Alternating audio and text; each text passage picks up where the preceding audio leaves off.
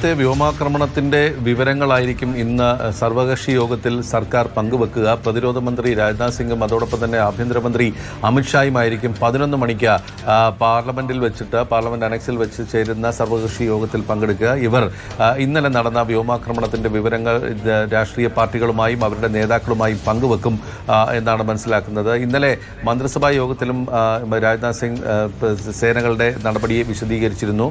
അതോടൊപ്പം പ്രധാനമന്ത്രി നരേന്ദ്രമോദിയും ഈ സേനയുടെ നടപടികളെ പുകഴ്ത്തി സംസാരിക്കുകയും ചെയ്തു. പക്ഷേ കൂടുതൽ ജാഗ്രത ആവശ്യമാണ് എന്നുള്ളൊരു മുന്നറിയിപ്പാണ് ഇന്നലെ പ്രധാനമന്ത്രി മന്ത്രിസഭാ യോഗത്തിൽ നൽകിയത്. അതായത് പാകിസ്ഥാൻ്റെ ഭാഗത്ത് നിന്ന് ഇനിയും പ്രകോപനം ഉണ്ടാകാനുള്ള ഒരു സാധ്യതയുണ്ട് എന്നുള്ളത് തന്നെയാണ്.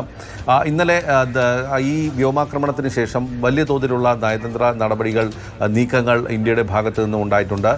സുരക്ഷാ സമിതിയിലെ സ്ഥിരം സമിതി അംഗങ്ങളുമായി അല്ലെങ്കിൽ അവരുടെ പ്രതിനിധികളുമായി വിദേശ സെക്രട്ടറി വിക്രം മിശ്രി കൂടിക്കാഴ്ച നടത്തിയിട്ടുണ്ടായിരുന്നു. അതിലേറ്റവും സുപ്രധാനമായിട്ടുള്ളത് ചൈനയുമായിട്ടുള്ള കൂടിക്കാഴ്ചയാണ്. ചൈനയുടെ ദേശീയ സുരക്ഷാ ഉപദേഷ്ടാവ് വാങ് യി, അദ്ദേഹം സ്റ്റേറ്റ് കൗൺസിലർ കൂടിയാണ്, വിദേശമന്ത്രി കൂടിയാണ് ചൈനയുടെ. വാങ് യിയുമായി ഇന്നലെ ദേശീയ സുരക്ഷാ ഉപദേഷ്ടാവ് അജിത് ഡോവൽ സംസാരിച്ചു. ഇന്ത്യക്ക് ഈ വിഷയം സംഘർഷം മൂർച്ഛിപ്പിക്കാൻ താല്പര്യമില്ല അല്ലെങ്കിൽ വഷളാക്കാൻ താല്പര്യമില്ല എന്നുള്ളത് വാങ് യിയെ ഇന്ത്യ അറിയിച്ചു. പക്ഷേ പാകിസ്ഥാൻ്റെ ഭാഗത്ത് നിന്ന് പ്രകോപനമുണ്ടായാൽ, ഇനിയും പ്രകോപനമുണ്ടായാൽ ഇതിനേക്കാൾ രൂക്ഷമായ രീതിയിൽ തിരിച്ചടിക്കുമെന്നുള്ള ഒരു മുന്നറിയിപ്പ് ചൈനയുടെ ഏറ്റവും അടുത്ത സുഹൃത്തായ പാകിസ്ഥാന് നൽകണമെന്നുള്ളൊരു സന്ദേശമാണ് ഇന്നലെ അജിത് ഡോവൽ നൽകിയത്. അതിനുശേഷം ഇന്നലെ രാത്രി പാകിസ്ഥാൻ്റെ ദേശീയ സുരക്ഷാ ഉപദേഷ്ടാവ് അസിം മലിക്കുമായി അജിത് ഡോവൽ സംസാരിച്ചു എന്നുള്ള വിവരങ്ങളും പുറത്തു വന്നിട്ടുണ്ട്. പാകിസ്ഥാൻ്റെ വാർത്താവിതരണ മന്ത്രിയാണ് ഇക്കാര്യം അറിയിച്ചത്. അതായത് ഇരു രാജ്യങ്ങളും ദേശീയ സുരക്ഷാ ഉപദേഷ്ടാക്കൾ തമ്മിൽ കൂടിക്കാഴ്ച അല്ലെങ്കിൽ സംസാരം ഉണ്ടായിട്ടുണ്ട് എന്നുള്ളത്. ഏതായാലും ഇന്ന് രാവിലെ വരുന്ന വാർത്തകൾ വെച്ചിട്ട് നോക്കുകയാണെങ്കിൽ അവിടെ പാകിസ്ഥാൻ ശാന്തമല്ല എന്നുള്ളത് തന്നെയാണ്. അവിടെ വലിയ തോതിലുള്ള സംഭവങ്ങൾ ഉണ്ടാകുന്നു എന്നുള്ളൊരു സൂചനയാണുള്ളത്. അതേസമയം ഡ്രോൺ വെടിവെച്ചിട്ടു അടക്കമുള്ള ഇന്ത്യക്ക് പരിക്കേൽപ്പിച്ചു എന്ന തരത്തിൽ ഇന്നലെ മുതൽ സോഷ്യൽ മീഡിയ പ്രൊപ്പഗണ്ടയൊക്കെ നമ്മൾ കണ്ടതാണ്.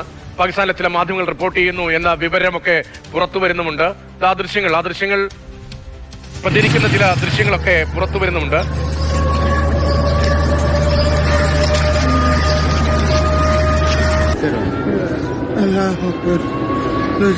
इंडिया ने अटैक किया हमारे घर के बिल्कुल पास.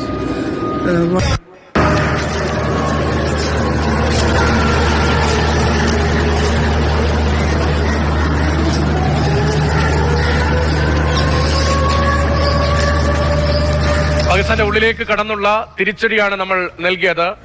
അത് നമ്മുടെ അതിർത്തിക്കപ്പുറത്തേക്ക് പോകാതെ തന്നെ, എന്നാൽ പാകിസ്ഥാൻ പ്രതീക്ഷിക്കാത്ത സ്ഥലത്തേക്ക് കയറിയുള്ള തിരിച്ചടിയാണ്. അവരുടെ തന്ത്രപ്രധാന മേഖലകളിലേക്ക് കയറിയാണ് ഭീകര കേന്ദ്രങ്ങൾ ലക്ഷ്യമിട്ട് നമ്മൾ തകർത്തത്.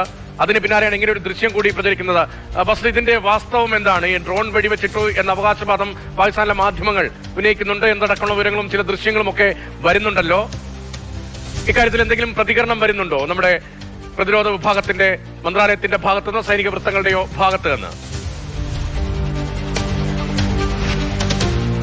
ഇത് പാക് മാധ്യമങ്ങളാണ് ഇപ്പോൾ ഇത് റിപ്പോർട്ട് ചെയ്തിട്ടുള്ളത്. അതായത് പാകിസ്ഥാനിൽ തുടർച്ചയായി 3 സ്ഫോടനങ്ങൾ ഉണ്ടായി എന്നുള്ളത്. അത് പക്ഷേ ഡ്രോണുമായി ബന്ധപ്പെട്ടുള്ള വിവരമാണ് ഇപ്പോൾ പുറത്തു വരുന്നത്. അതായത് ഒരു ഡ്രോൺ വെടിവെച്ചിട്ടിട്ടുണ്ട് ഇന്ത്യയുടേത് എന്നുള്ളതാണ്. ഇത് പാകിസ്ഥാന്റെ വാൾട്ടൺ റോഡിന് സമീപമാണ് ഈ ഡ്രോൺ വെടിവെച്ചിട്ടുള്ളത്. സ്ഫോടനങ്ങൾ ഉണ്ടായിട്ടുള്ളത് വാൾട്ടൺ റോഡിലും അതോടൊപ്പം തന്നെ ഗോപാൽ നഗറിലും നസീറാബാദിലുമാണ് എന്നാണ് പാക് മാധ്യമങ്ങൾ റിപ്പോർട്ട് ചെയ്യുന്നത്. ഇതിൽ ഇന്ത്യയുടെ ഡ്രോൺ ആണ് എന്നുള്ള തരത്തിലാണ് ഇപ്പോൾ വാർത്തകൾ വരുന്നത്. ഏതായാലും ഇക്കാര്യത്തിൽ ഇന്ത്യയുടെ ഭാഗത്തു നിന്നോ പ്രതിരോധ മന്ത്രാലയത്തിന്റെ ഭാഗത്തു നിന്നോ യാതൊരുവിധ സ്ഥിരീകരണമോ അല്ലെങ്കിൽ എന്തെങ്കിലും വിശദീകരണമോ വന്നിട്ടില്ല. പക്ഷേ ഇതിൽ ഏറ്റവും ശ്രദ്ധിക്കേണ്ട ഒരു വസ്തുത, കഴിഞ്ഞ ദിവസം നടന്ന വ്യോമാക്രമണത്തിൽ ഇന്ത്യ വലിയ തോതിൽ ഡ്രോണുകൾ ഉപയോഗിച്ചിട്ടുണ്ട് എന്നുള്ളതാണ്. അതായത് ഇന്നലെ ഔദ്യോഗികമായി അറിയിച്ചത് തന്നെ മിസൈലുകൾക്ക് പുറമെ ലോയ്റ്ററിംഗ് മ്യൂണിഷൻസ് എന്നൊരു വാക്കുണ്ട്. അതായത് കാമിക്കാസെ ഡ്രോൺസ് ആണ് അതെല്ലാം. ഈ ഡ്രോണാണ് ഈ ലോയ്റ്ററിംഗ് മ്യൂണിഷൻസ് എന്ന് പറയുന്നത്.